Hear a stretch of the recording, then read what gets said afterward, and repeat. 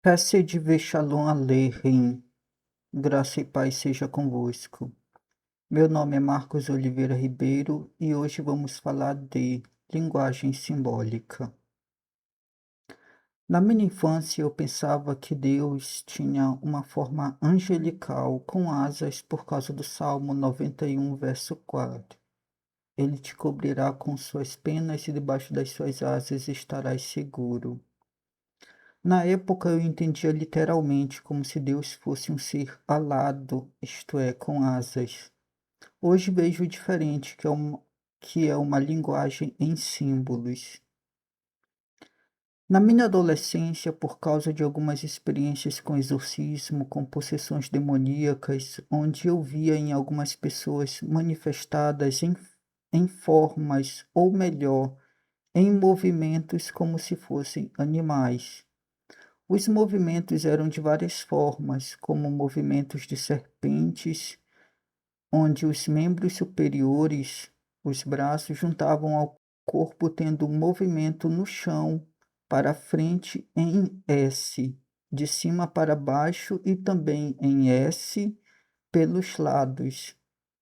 Na época eu não entendia muito bem essa situação de movimentos e sons de animais, na questão de possessões. Mas depois, com o desenvolvimento da noção de linguagem simbólica, eu fui entendendo que essas eram as formas de opressão em que as pessoas oprimidas apresentavam. Mas isso é um outro assunto para um outro estudo.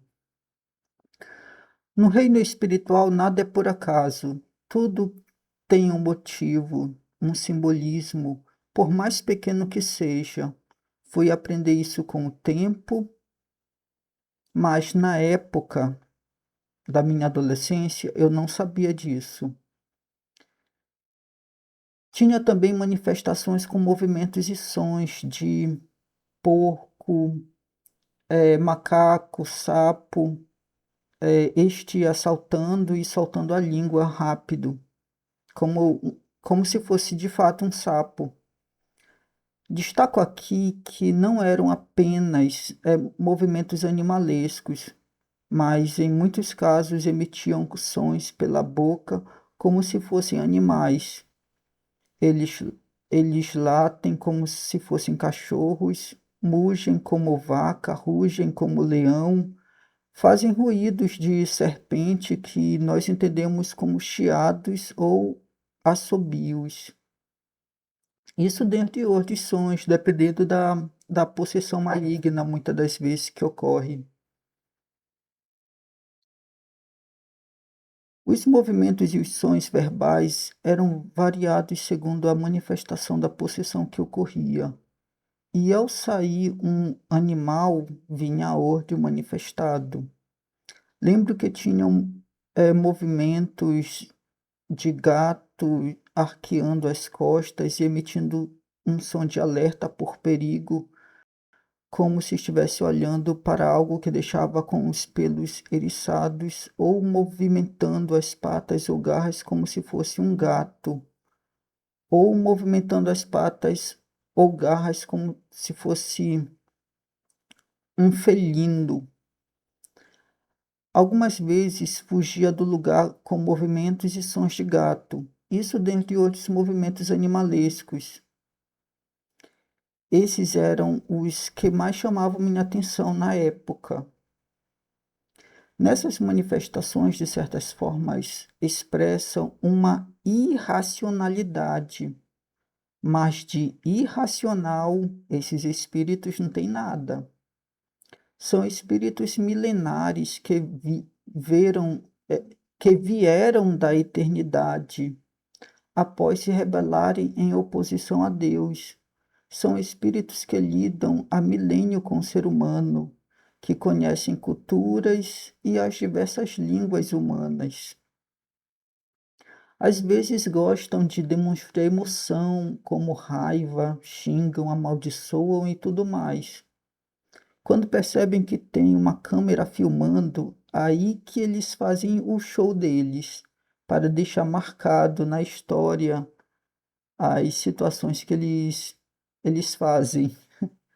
e buscam levar ao engano de todas as formas possíveis.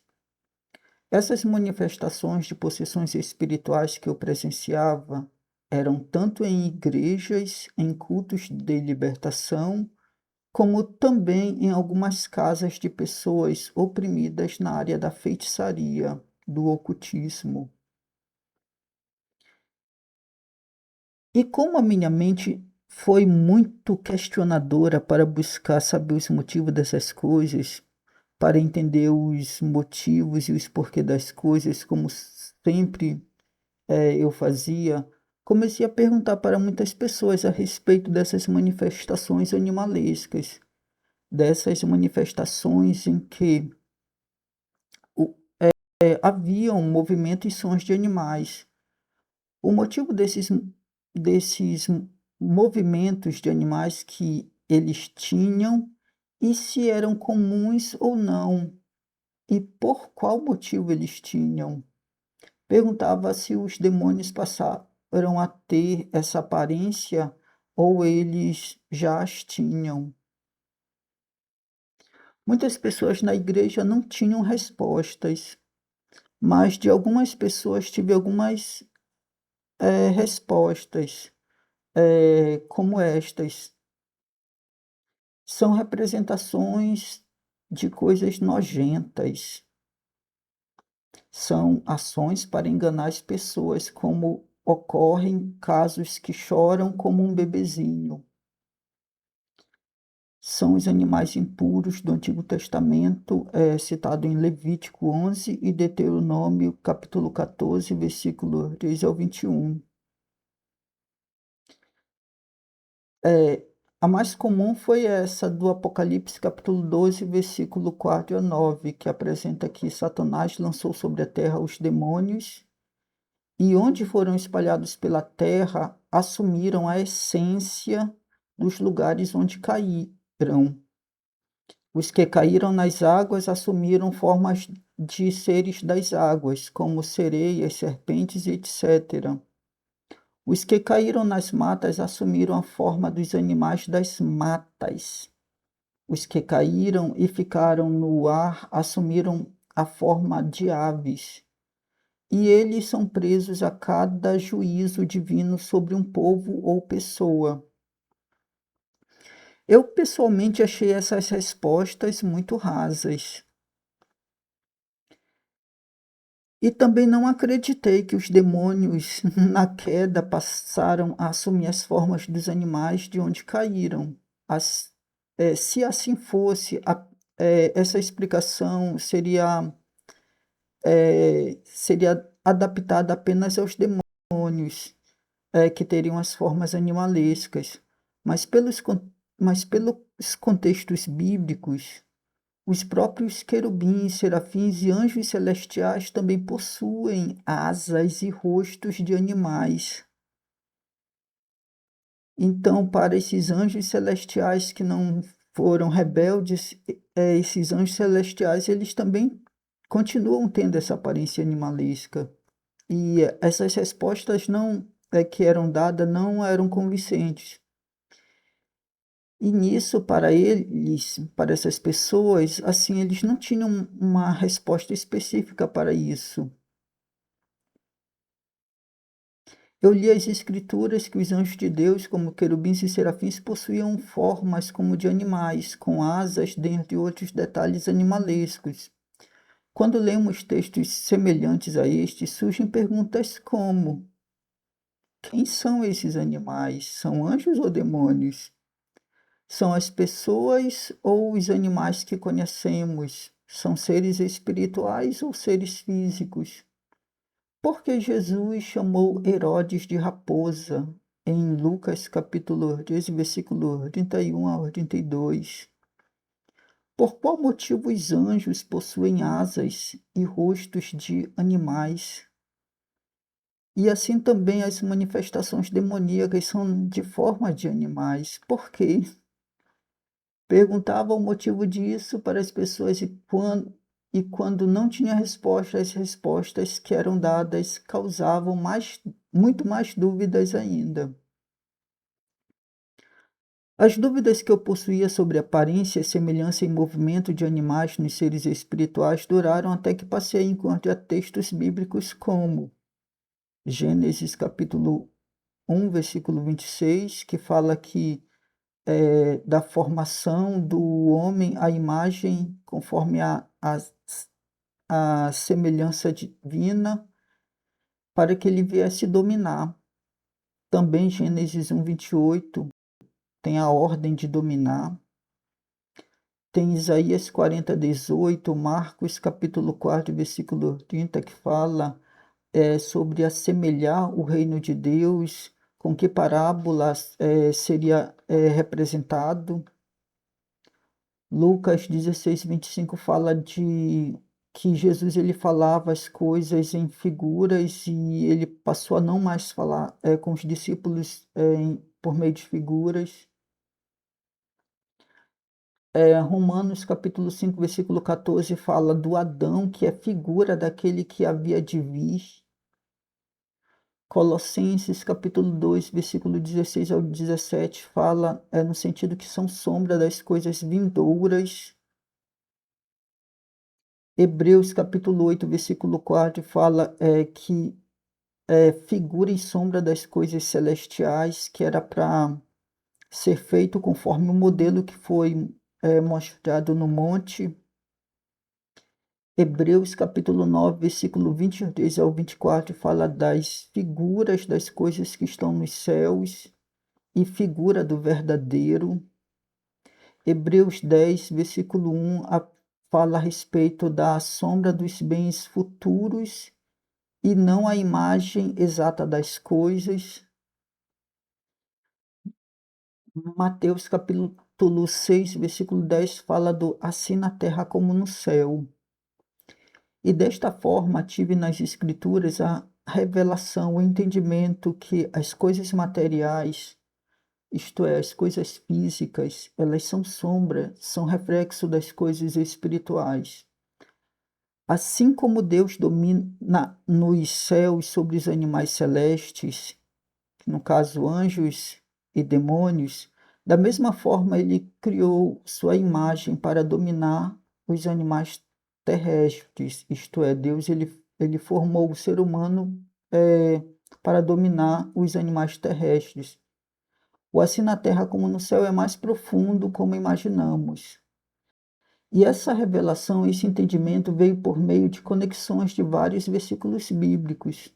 Nesse princípio espiritual, foi dado o entendimento de um estudo bíblico que foi desenvolvendo sobre ação e reação no mundo do espírito por meio de símbolos.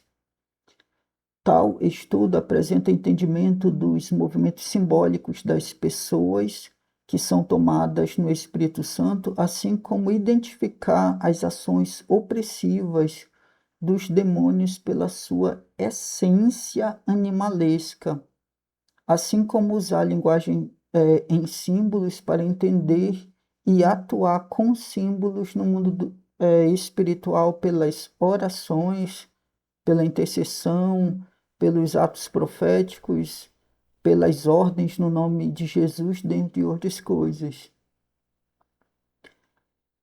E como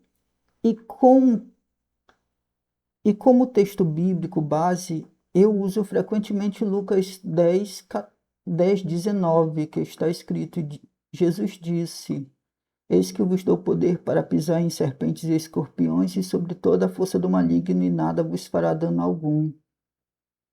Na Bíblia Sagrada temos algumas expressões que são chaves de conexão para o entendimento deste assunto. Alguns chamam isso de chaves no chaveiro de entendimento das coisas espirituais, onde a chave é uma noção entre muitas chaves de um mesmo assunto. No caso, seria o chaveiro. Vamos ver também em Salmo 91, pisarás o leão e a áspide, calcarás os pés do filho do leão a serpente. Apocalipse 9 vai falando da fumaça saíram os gafanhotos. Isaías 6, os serafins tinham 6 asas. Ezequiel 1, os querubins com rosto de leão, águia, boi, pés de bezerro, com asas e etc. No livro de Hebreus, capítulo 8, versículo 4 ao 5, e capítulo 9, versículo 23 ao 24, vemos expressões como figura e sombra das coisas celestiais, modelo que se te mostrou, figura das coisas que estão nos céus, figura do verdadeiro, e também em Hebreus 10, 1, temos tendo a sombra dos bens futuros.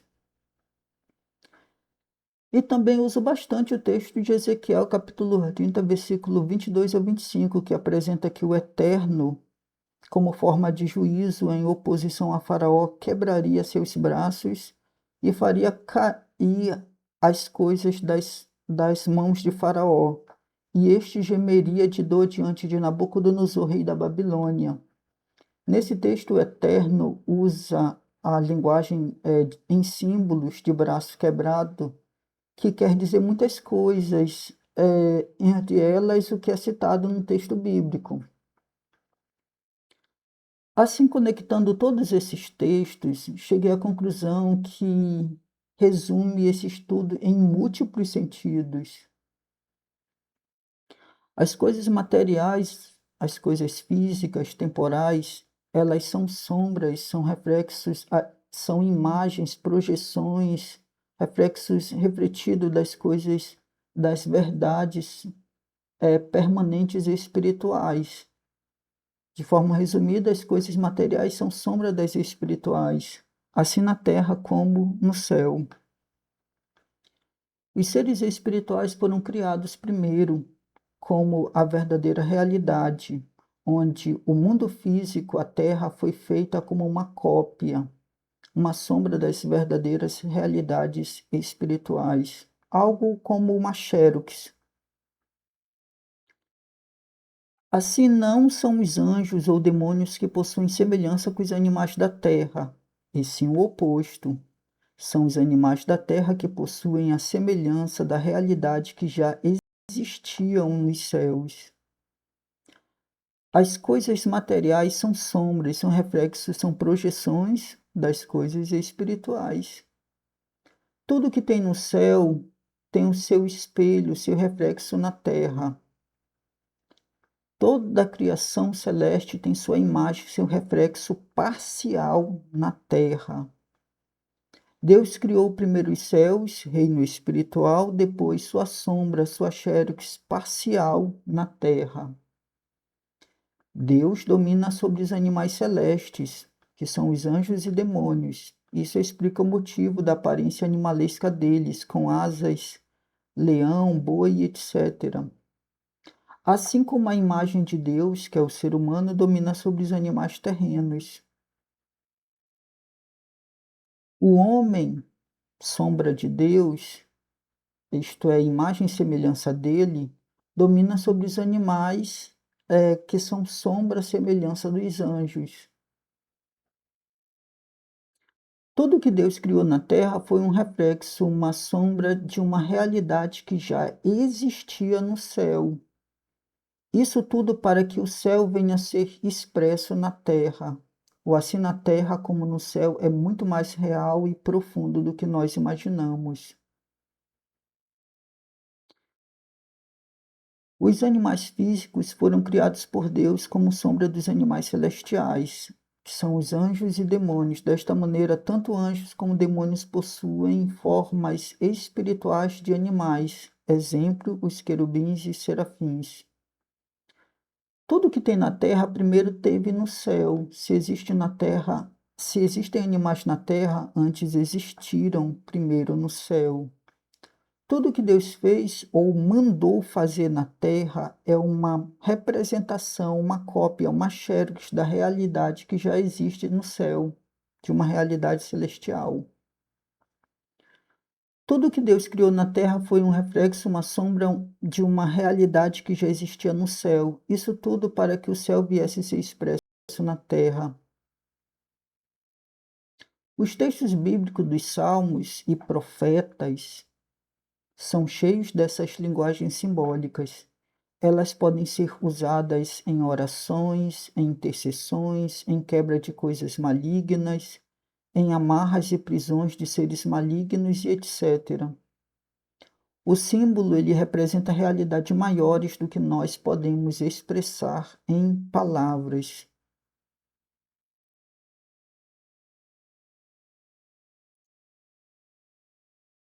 Não são os anjos e demônios que possuem a semelhança dos animais que conhecemos, mas os animais que conhecemos que possuem a forma dos seres espirituais que foram criados. O que os animais lembram por meio de ações é o símbolo da sua especialidade. Formas que eles atuam de maneira mais forte, mas não é apenas nessas áreas que eles atuam. É só ver o animal e saber o que ele representa, seus detalhes, suas principais qualidades ou defeitos, para saber a área, no caso, voltado para uma possessão, que um demônio específico mais atua. E cada um tem a sua especialidade. As qualidades e ações ligadas a um determinado símbolo são as maiores expressões do mesmo. Exemplo, a expressão que uma pessoa é uma cobra, uma serpente, ela é bem conhecida hoje. É um símbolo de uma pessoa com as características de uma cobra, serpente, isto é, frequentemente tem sentido de engano, mentira, falsidade, persuasiva, astuta, solta veneno pela boca, pronta para dar o bote, etc. Assim resumimos várias coisas, várias qualidades, características em apenas uma palavra, em um único símbolo, em uma personalidade espiritual ou física. Assim, dessa maneira, cada símbolo animalesco de realidade espiritual não possui apenas um sentido, mas pode possuir vários sentidos e até mesmo sentidos opostos. Se houve o jardim do Éden na terra, primeiro houve o Éden do céu. Se há pedras preciosas na terra, primeiro houve no céu. Se há fogo na terra, primeiro existiu no céu. Se há vestes na terra, primeiro houve no céu. Se há instrumentos musicais na terra, primeiro teve no céu. A música foi criada no céu, como muitos apresentam. Se há pecador na terra, primeiro houve o pecador no céu que se rebelou em oposição a Deus e foi expulso de lá. Não são os animais do céu que são semelhantes da terra, mas os da terra que são semelhantes aos animais do céu, pois os animais do céu existiram primeiro. Certa vez, passando esse estudo para as crianças, elas perguntaram, na questão de oração, de intercessão, se poderiam pedir a Deus anjos com tanques, dentre outras armas que conhecemos na nossa atualidade. Não convém citar aqui para o vídeo não ser banido. Respondi a elas que sim, pois essas linguagens expressam realidades espirituais muito maiores do que podemos imaginar no reino espiritual. Se é para rasgar uma armadura de uma pessoa que serve à escuridão, você pode pedir um anjo com maçarico para vir e rasgar, arrebentar, digamos, aquela armadura. Quem trabalha com libertação sabe do que eu estou falando agora. Se for para bater um boi feroz, no sentido um símbolo maligno, você pode anestesiar o mesmo usando a autoridade do nome de Jesus. E vai seguindo as variadas formas ilimitadas de uso de linguagem simbólica que você pode usar em suas orações, intercessões, atos proféticos, segundo o seu entendimento, as direções do Espírito Santo de Deus. Os animais da terra no futuro serão como os animais celestes, ou assim na terra como no céu. Vemos em Isaías capítulo 11, versículo 6, apresentando: morará o lobo com o cordeiro, e o leopardo com o cabrito se deitará. E o bezerro e o leão novo e o animal cevado viverão juntos, e o menino pequeno os conduzirá. A vaca e a ursa pastarão juntas, e as suas crias juntas se deitarão, e o leão comerá palha com o boi, a criança de peito brincará sobre a toca da áspide, e a desmamada meterá a mão na cova do basilisco. E não se fará mal nem dano algum em todo o meu santo monte, porque a terra se encherá do conhecimento do Senhor, como as águas cobrem o mar. Esse texto de Isaías é um texto profético, fazendo referência ao futuro, aos novos céus e nova terra que haverão. E aqui na terra vai ser de uma forma muito maior, representada das realidades que existem nos céus. E, e nisso, fiquemos com esse entendimento. O conteúdo foi um pouco grande agora. E que o Eterno nos abençoe no nome de Mashiach e Yeshua, em nome de Cristo Jesus.